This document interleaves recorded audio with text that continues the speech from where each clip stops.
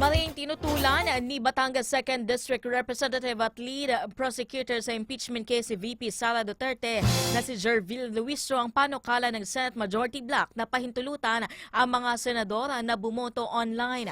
Ayon kay Luistro, dapat pisikal na dumalo ang mga mambabatas upang maayos silang masuri ang mga testigong haharap sa pagdinig.